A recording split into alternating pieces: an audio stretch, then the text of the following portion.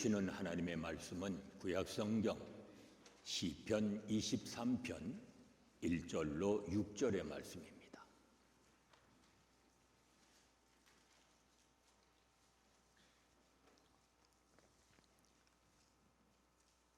시편 23편 1절로 6절의 말씀 교독하십니다.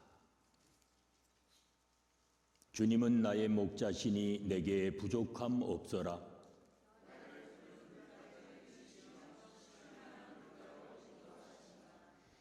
나에게 다시 새 힘을 주시고 당신의 이름을 위하여 바른 길로 나를 인도하신다.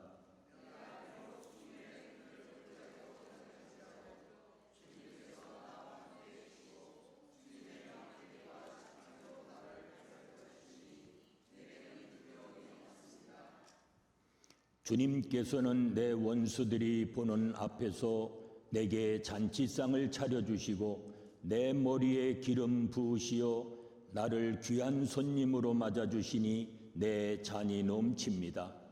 진실로 주님의 선하심과 인자하심이 내가 사는 날 동안 나를 따르리니 나는 주님의 집으로 돌아가 영원히 그곳에서 살겠습니다.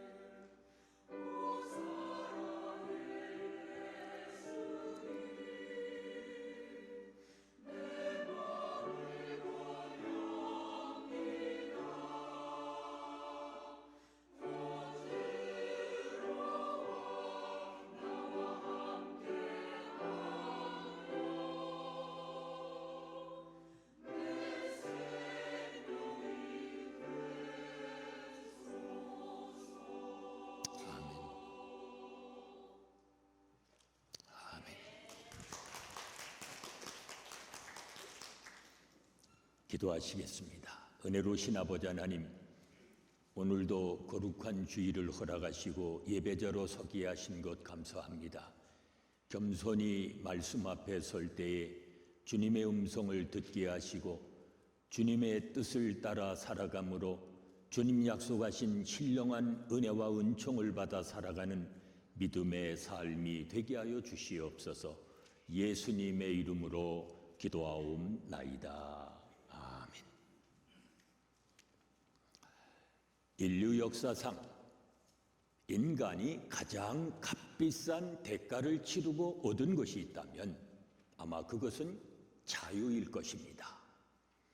그러나 자유를 추구한다고 다 자유인이 되는 것은 아닙니다. 우리는 자유인이 되었기에 자유를 추구하는 것입니다. 그렇다면 자유를 추구하기에 앞서 자유인의 인간됨에 대한 더 큰 의미를 부여해야 합니다. 예수님 당시 유대인들은 로마의 지배를 받고 있었습니다. 더 큰 문제는 그들이 죄와 탐욕에서 벗어나지 못하고 있었다는 사실입니다. 예수님이 보실 때에 그들에게 정말 필요한 것은 참 자유였습니다. 그래서 이렇게 말씀하십니다. 진리를 알지니 진리가 너희를 자유케 하리라. 그런 의미에서 오늘 함께 봉독한 본문의 말씀은 큰 의미가 있다고 봅니다. 시편 23편은 우리가 잘 아는 말씀입니다. 저는 이 시편 23편을 참 자유자의 노래라고 부르고 싶습니다. 이 말씀 속에는 인간의 욕망과 방황, 그리고 두려움과 죽음으로부터 참 자유했던 다윗의 고백이 들어있기 때문입니다. 그렇다면 그리스도인의 자유, 그것은 무엇입니까? 첫째로 욕망으로부터의 자유입니다. 주님은 나의 목자시니 내게 부족함 없소라. 오늘날 많은 사람들이 욕망의 노예가 되어 살아갑니다. 끊임없는 욕망을 안고 살아갑니다. 그런데 사람들은 이 욕망을 대개 두 가지의 방법으로 해결하려 합니다. 하나는 욕망을 부인하는 것입니다. 그러나 아무리 욕망을 부인해도 이 욕망의 행렬은 그치지 않습니다. 또 하나의 방법은 그 욕망을 충족시킴으로 해결하려 하는 것입니다. 그러나 하나의 욕망을 채우면 또 다른 욕망이 찾아옵니다. 말을 타면 종을 부리고 싶다는 말입니다. 우리 모두는 욕망의 노예가 되어 이처럼 피곤하고 지친 삶을 살아가고 있습니다. 성경은 이에 대해서 어떻게 가르치고 있습니까? 성경은 욕망을 제거함으로 해결할 수 있다고 말하지 않습니다. 그렇다고 그 욕망을 충족시켜라, 이렇게는 더더욱 말하지 않습니다. 성경은 욕망에 대해서 근원적 충족이 가득할 때 해결할 수 있다고 말합니다. 욕망에 대한 근원적 충족이 무엇입니까? 자, 예컨대 이런 이야기입니다. 어느 날 길을 잃고 울고 있는 아이를 발견했습니다. 그래서 그 아이를 데려다가 달래려고 애를 씁니다. 뭐 장난감도 사주고 맛있는 것도 사주어도 울음을 그치지 않습니다. 재미있는 것을 보여주어도 이 아이의 마음은 움직이지 않습니다. 무엇으로 이 아이를 달랠 수 있을까요? 아이의 엄마를 찾아서 그 엄마 품에 아이를 안겨보세요. 그리고 이제 아이에게 물어보세요. 뭘 갖고 싶냐? 뭘 먹고 싶냐? 그 아이는 아무것도 원치 않을 것입니다. 왜요? 그 아이는 지금 엄마 품에 안겨 있는 것으로 족하기 때문입니다. 주님은 나의 목자시니 내게 부족함 없어라. 이제 이 말씀이 이해되십니까? 하나님이 나의 목자가 되어주시니 나는 이제 더 이상 소원이 없다는 말입니다. 그렇습니다. 하나님을 목자로 삼고 하나님 한 분만으로 족하게 여기며 사는 자는 욕망으로부터 참 자유한 삶을 살 수 있습니다. 둘째로는 방황으로부터의 자유입니다. 여러분, 자유하면 무엇이 생각나십니까? 내 마음대로 하는 것, 내가 하고 싶은 대로 하는 것, 그것이 자유입니까? 종교개혁자 칼빈은 자유를 이렇게 정의합니다. 자유란 내가 당연히 해야 할 일을 할 수 있는 능력과 하지 말아야 할 것을 하지 않을 수 있는 능력이다. 그런 의미에서 오늘 본문 2절로 3절의 말씀 우리 다 함께 봉독하시겠습니다. 나를 풀밭에 누우시며 쉴 만한 물가로 인도하신다. 나에게 다시 새 힘을 주시고 당신의 이름을 위하여 바른 길로 인도하신다. 나는 어디로 가야 하나? 그러나 시편 기자는 그러한 걱정이 없습니다. 그가 여호와가 푸른 풀밭에 누이실 것을 믿었기 때문입니다. 그걸 알아야 합니다. 자유란 마음대로 하는 것이 아닙니다. 자유란 삶의 주인이 되시는 주님 안에서 내가 가야 할 길을 가는 것, 바로 그것을 말합니다. 이런 사람은 방황하지 않습니다. 주께서 말씀하십니다. 너희가 나를 떠나서는 아무것도 할 수 없느니라. 혹 반문하실는지 모릅니다. 왜 못합니까? 주님 없이도 결정할 수 있고 나는 주님 없이도 잘 해나갈 수 있습니다. 물론 할 수 있습니다. 그러나 이 말씀의 의미는 무엇입니까? 주님 없이 한 그 모든 것들은 훗날 주님이 심판하실 때에 불에 타 없어질 티끌과 같다는 것입니다. 그렇다면 더 이상 방황하지 말아야 합니다. 여호와를 여러분의 목자로 삼으십시오. 주님이 여러분을 쉴 만한 물가로 인도해 주실 것입니다. 그러므로 주님을 따르는 자는 방황으로부터 자유한 삶을 살아갑니다.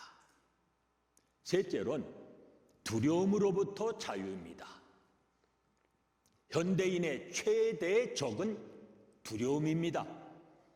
이 두려움은 험난한 골짜기로부터 찾아옵니다. 질병을 만나면 어떡하나?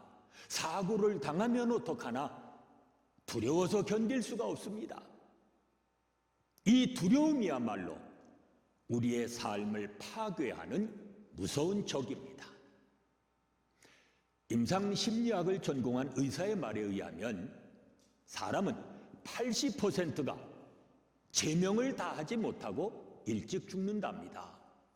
자, 이게 무슨 말인고 하니 의학적으로는 분명히 좀 더 살 수 있는데 스스로 아이쿠 이제 나는 죽는구나 하고는 그냥 미리 죽어버린다는 겁니다. 이게 얼마나 어리석은 일입니까? 오래전 유럽에 한때 콜레라가 유행한 적이 있습니다. 대륙 전체가 공포에 휩싸였습니다. 그때 한 작가가 사람들의 마음속에 있는 두려움을 풍자하여서 이런 이야기를 만들어냈습니다. 어느 날 농부가 일을 마치고 마차를 타고 성 안으로 들어가는데 길에서 어떤 부인이 자기를 태워달라고 요청했습니다. 그래서 태워줬는데 이 부인은 얼굴을 가리우고 있어서 볼 수가 없었습니다. 이름이 뭡니까? 어디서 오는 길입니까? 아무리 물어도 대답을 하지 않습니다. 날은 점점 어두워지는데 무서운 생각이 들어서 농부가 자꾸 물어봅니다.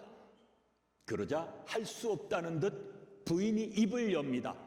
내가 바로 콜레라입니다. 깜짝 놀란 농부가 소리를 칩니다. 당장 내리시오. 왜 하필 우리 성에 들어가려 합니까? 당신 때문에 지금 얼마나 많은 사람들이 죽어가고 있는데. 그러자 콜레라 부인이 말을 합니다. 이번엔 많이 죽이지 않고 당신 성 안에는 10명만 죽일 터이니 나를 성 안으로 데려다 주시오. 농부가 생각을 해봅니다. 다른 성에서는 수천 명씩 죽었다는데 10명만 죽인다니 협상하는 것이 낫겠다 싶었습니다. 꼭 10명만 죽여야 합니다 하고 단단히 약속을 하고 성 안으로 들어갔습니다.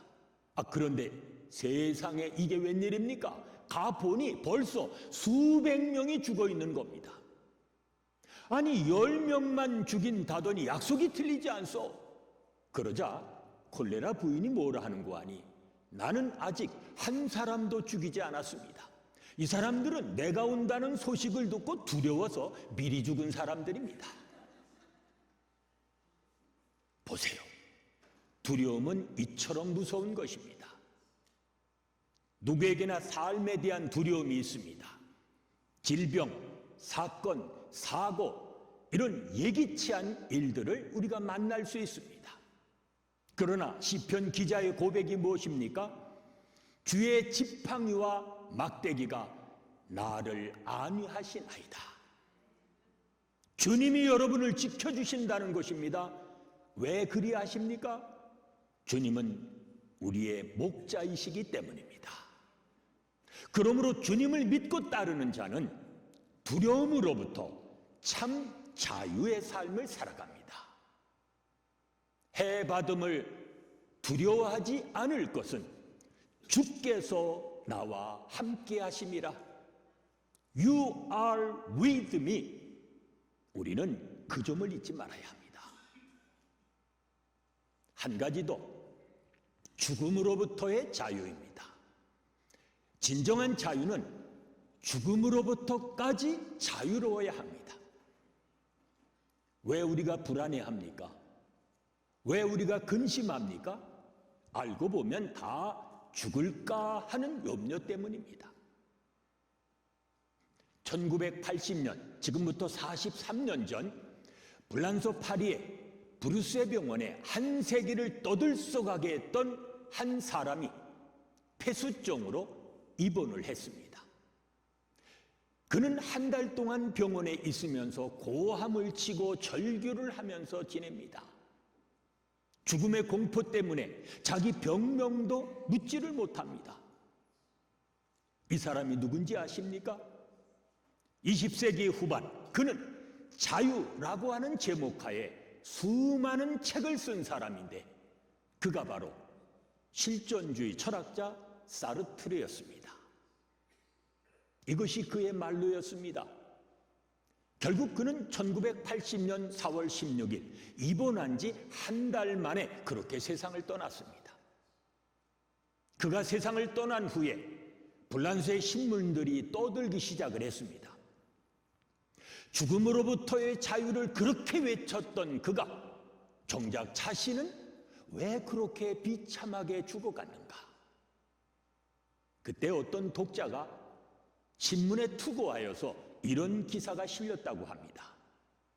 사르트르의 말로가 그렇게 비참했던 이유는 그에게는 돌아갈 고향이 없었기 때문이다. 보세요. 그에겐 천국의 소망이 없었다는 말입니다. 오늘 다윗이 뭐라고 고백합니까? 진실로 주의 선하심과 인자하심이 내가 사는 날 동안 나를 따르니니 나는 주님의 집으로 돌아가 영원히 그곳에서 살겠습니다. 그렇습니다. 인생의 여정이 끝났을 때 그는 주께서 예비하신 천국이 자기에게 주어질 것을 확신하였기에 이렇게 당당하게 고백하고 있는 것입니다. 사르트르와 함께 현대 지성인들에게 큰 영향을 준 또 한 사람이 있습니다. 독일의 신학자 보네퍼입니다. 그는 사르트르보다 조금 앞선 시대에 살았던 사람입니다. 2차 세계대전 중 독일의 수용소에서 그는 나치에 항거하다가 그 속에서 죽어갔습니다. 어느 날 간수가 문을 열고 들어오자 보네퍼는 직감적으로 그날이 자기의 마지막 날인 줄을 알았습니다. 그는 벌떡 일어나서 감방에 함께 있던 동료들에게 이렇게 인사를 합니다. 동지 여러분, 이제 나에게 죽음이 다가왔습니다. 그러나 기억하십시오. 이것은 마지막이 아니고 시작일 뿐입니다.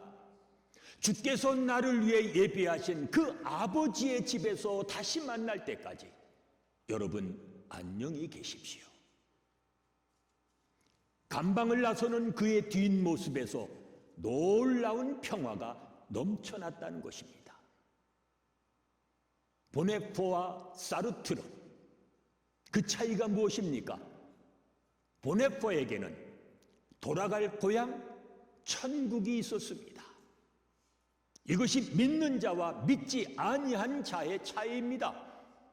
하나님을 섬기며 산 사람과 하나님 없이 살아간 사람의 최후의 모습입니다. 이제 묻겠습니다.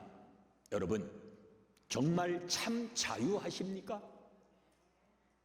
욕망과 방황과 두려움과 죽음, 이 모든 것으로부터 자유할 수 있다면 얼마나 복될 것입니까?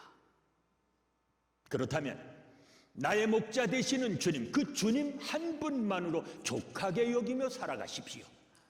끊임없는 욕망으로부터 자유하게 될 것입니다.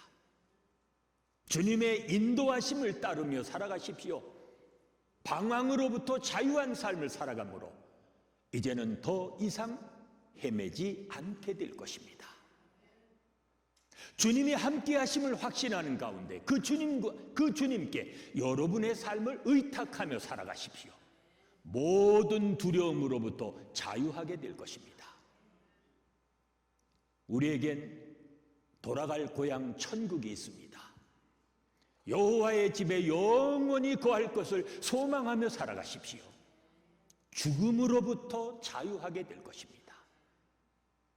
이제부터 그리스도인의 참 자유를 가지고 강하고 담대하게 살아가십시오. 그리하면 하늘의 권능이 여러분의 삶 속에 충만히 임하는 복 있는 삶이 되어질 것입니다. 은혜로우신 아버지 하나님 감사합니다. 저희를 구원하여 참 자유의 삶을 살아갈 수 있는 은총 주심을 감사합니다. 이제 주 안에서 참 자유한 삶을 살아가게 하시사 보다 더 능력 있게 살게 하시고 주의 복음을 땅 끝까지 증거하며 살아가는 믿음의 자녀들이 되게 하여 주시옵소서. 예수님의 이름으로 기도하옵나이다. 아멘.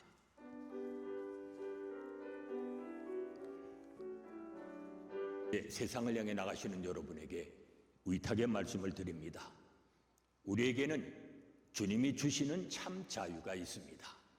오늘도 여러분의 삶을 인도하시고 여러분과 함께 하시는 주님을 바라보며 그 주님과 함께 영원히 거하며 살아가십시오. 그리하면 모든 욕망으로부터, 방황으로부터, 두려움으로부터, 나아가 죽음으로부터 참 자유하며 살아가시는 복 있는 삶이 되어질 것입니다. 이제는 우리 주 예수 그리스도의 은혜와 아버지 하나님의 무한하신 사랑하심과 성령의 감동, 감화심과 교통하심이 그리스도인의 참 자유를 가지고 살아가기 원하는 온 성도들 위해 지금부터 영원까지 함께 계실지어다. 아멘.